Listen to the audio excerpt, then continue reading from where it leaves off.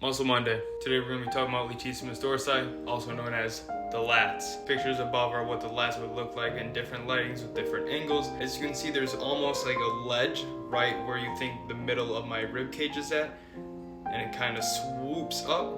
That's the top portion of the lats. And everything below it, going down into a V line, is going to be part of those lats. Now yes, the back is made out of a lot of muscles, but people often think the lats is being pointed as to something else. All you need to understand, this chunk of flesh, not the lats. This chunk of flesh, not the lats. Down here, not the lats. All you need to know, these slices of bacon here are the lats. They're honestly probably the weirdest muscle in the body. As you can see, they start from the back here and wrap around the rib cage, goes onto the front of the body. So here's a better picture that kind of explains what we're looking at. What do we know about it? As you can see, it has a weird insertion spot because it's not really connected to a bone over here, but rather the tendons are kind of a longer set of Christmas tree-like fibers. As you can see, it has a wide base down here, and then it slowly comes up to a triangle, so that's why it's referred to as a Christmas tree. Basically originates on the spinous processes of T7 and T12 for the posterior iliac crest and the thoracocolumbar fascia, which is what this is basically. Fibers are directional. It's going to start from the low back to the bottom of the middle back and wrap around your back to the rib cage, and is going to insert on the greater tubercle of the humerus. There's going to be a little bump right where you feel like your shoulder's at.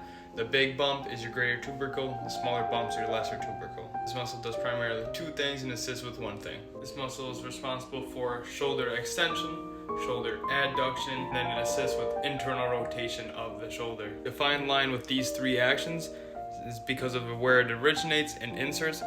This muscle has nothing to do directly with the scapula, which people often think if the scapula moves, that means your lats are working. Not necessarily. People often think the lats are responsible for scapular movement because whenever the lats activate, the scapula moves.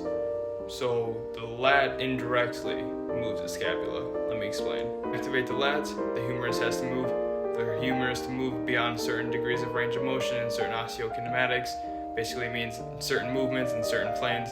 The scapula has to either rotate up, go forward, or come back. Just depends on what you're doing.